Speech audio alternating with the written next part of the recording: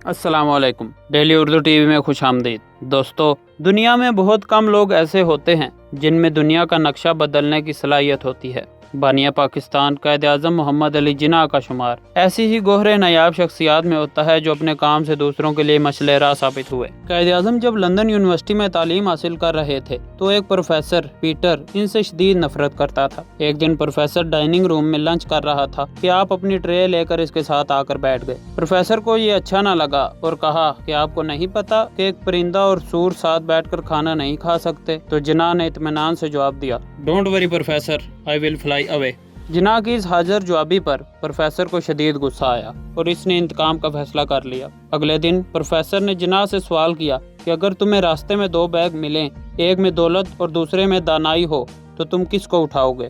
तो आपने बगैर हिचकिचाहट के जवाब दिया, दौलत को। प्रोफेसर ने तंजिया मुस्कुराहट के साथ जवाब दिया कि मैं तुम्हारी जगह होता तो दानाई वाले बैग को उठाता। जिन्ना साहब ने मुस्कुराते हुए जवाब दिया, हर इंसान वही चीज़ चाहता है जो इसके पास नहीं होती।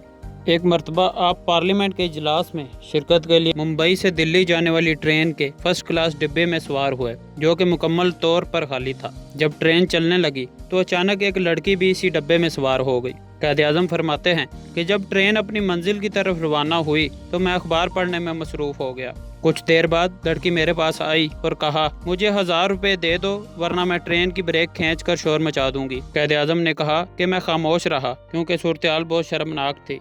लड़की ने 2 से 3 मरतबा अपनी डिमांड का इजहार किया, लेकिन मैं खामोश रहा और यूं महसूस करवाया कि जैसे मुझे कुछ सुनाई नहीं दे रहा। वो मेरी इस हरकत पर बहुत हैरान हुई और उठकर मेरा बाजू पकड़कर यही बात दोहराई। कायद आज़म कहते हैं कि इसका ये करना था कि मैंने अपने दोनों हाथ अपने कानों पर रख लिए और इशारा किया कि मुझे कुछ सुनाई नहीं दे रहा, और मैंने इसे एक कागज़ और कलम दी ताकि वो लिख कर अपनी बात समझा सके। लड़की ने गुस्से में कागज़ पर लिख दिया कि मुझे 1000 रुपए दो वरना मैं तुम पर इज्जत लूटने का इल्ज़ाम लगा दूंगी। कायद आज़म फरमाते हैं कि इसका ये लिखना था कि मैंने वो पेपर अपनी जेब में डाला और ट्रेन की ब्रेक खींच दी।